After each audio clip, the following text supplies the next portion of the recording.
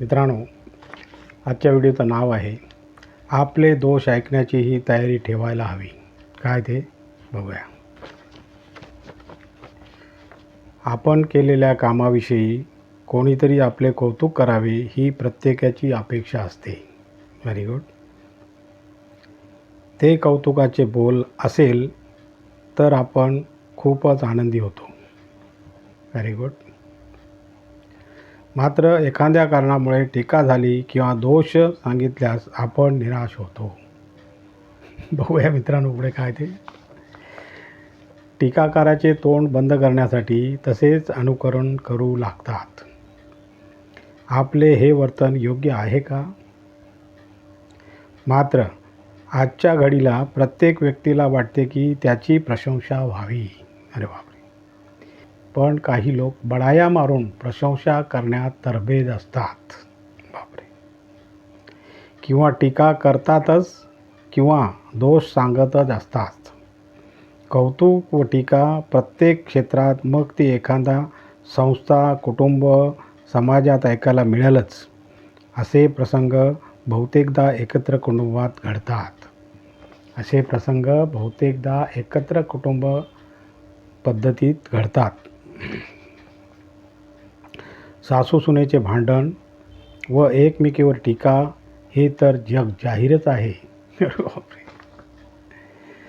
दुसरीकडे इतके कौतुक केले जाते की ते ऐकून वाटते की हे आवश्यकतेपेक्षा अधिकच सांगितले जात आहे. अरे बापरे. मर्यादेपेक्षा अधिक कौतुक व टीका दोन्ही वाईटच आहेत. तुम्ही केलेल्या थोड्याशा प्रशंसेमुळे नैराश्य आलेल्या व्यक्तीला आशेचा किरण दिसू शकतो. तुम्ही उठसूट टीकाच करत असाल तर तुम्हाला लोक टीकाकारच म्हणून ओळखतील. तुम्ही टीका अवश्य करा, मात्र ती योग्य असावी. त्यात पूर्वग्रह नसावा. टीकाकार बनणे खूप सोपे आहे, मात्र दुसऱ्याकडून आपल्यावरील टीका ऐकताना किती कठीण असते. टीका किंवा दोष ऐकायला कोणालाही आवडत नाही.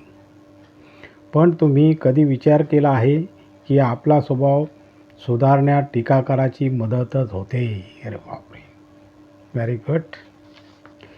लोकांची आपल्यावरील टीका नक्की ऐका. त्यामुळे आपल्यातील कमतरता व उणीवा दूर करणे सोपे जाईल. टीकेला घाबरू नका. उलट टीका ऐकण्याची हिंमत ठेवा. त्याने तुमचा जीवनमार्ग प्रशस्त होईल. अरे वा. Very good. आपल्या वाईटातील वाईट टीका पण कधीकधी आपल्याला प्रगतीच्या मार्गावर नेते. फार छान. आपण गुणदोष सांगणाऱ्यांप्रती कृतज्ञता व्यक्त करायला हवी, ज्यांनी तुम्हाला मार्गदर्शन केले. कौतुक आणि टीका या एकाच नाण्याच्या दोन बाजू आहेत. त्यामुळे प्रशंसा जितकी चांगली वाटते तेवढी टीकाही आनंदाने स्वीकारा. छान. टीका आणि कौतुक अशी करा की समोरच्याला त्याची जाणीवही होऊ नये. प्रशंसा आणि टीकेने आपण आपल्या समस्या ओळखू शकतो. आपण त्यापासून पळ काढू नये. असे होऊ नये की आपण व्यवहारच बंद करावे. संतुलित प्रशंसा व सौम्य टीका केल्यास आपसात जवळीकता व स्नेह टिकून राहतो. Very good. लक्षात ठेवा की टीकाकाराला शत्रू समजू नये. अरे वा. तसेच नेहमी कौतुक करणाऱ्यांना आपला हितचिंतकही समजू नये. आणि आणखीन एक टीप आहे मित्रांनो, चला बघूया काय ते. दुसरी टीप आहे मित्रांनो, आरशाचा शोध कसा लागला. काय ते बघूया. जेव्हा तुम्ही एखाद्या शांत तळ्याच्या, नदीच्या किंवा विहिरीच्या काठी उभे राहून आत पाहता, तेव्हा तुम्हाला स्वतःचेच प्रतिबिंब पाण्यात पडलेले दिसते. हा खरा नैसर्गिक आरसा आहे. आरसा म्हणजे सपाट पृष्ठभाग जो प्रकाश आणि आकार परावर्तित करतो. Very good. जितका पृष्ठभाग सपाट व गुळगुळीत असेल तितके प्रतिबिंब स्वच्छ व हुबेहूब दिसेल. Very good. प्राचीन काळी धातूपासून आरसे बनवत असत जे पॉलिश केलेले असत. आधुनिक आरसे हे गुळगुळीत व पॉलिश केलेल्या काचेच्या मागच्या बाजूला पारा लावून बनवले जातात. जुन्या काळात योगायोगानेच माणसाला एखादा धातूचा तुकडा मिळाला ज्यात त्याने स्वतःचे प्रतिबिंब पाहिले. नंतर त्याने खास याच कारणासाठी धातूचे तुकडे आकारात कापण्यास आणि त्यांना पॉलिश करण्यास सुरुवात केली. धातू ही कला अवगत होण्यापूर्वी माणसाला आरशाचे धातूच्या तुकड्याचे रहस्य न समजल्यामुळे ती एक जादुई शक्ती असणारी गोष्ट वाटत असे. अरे बापरे. धातूच्या तुकड्याचे रहस्य न समजल्यामुळे ती एक जादुई शक्ती असणारी गोष्ट वाटत असे.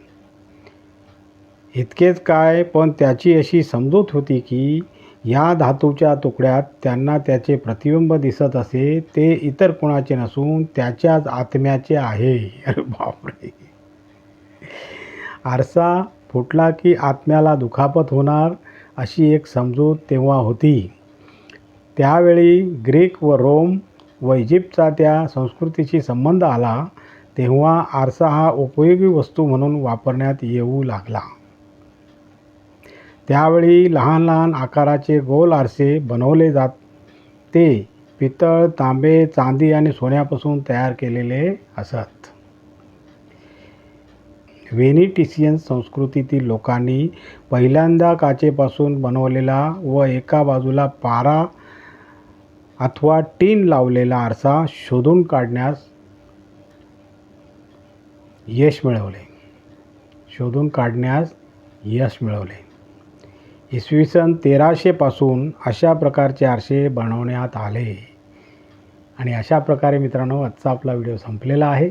आणि तुम्हाला जर माझा व्हिडिओ आवडला तर लाईक करा, शेअर करा, सबस्क्राईब करा आणि कॉमेंट जरूर करा.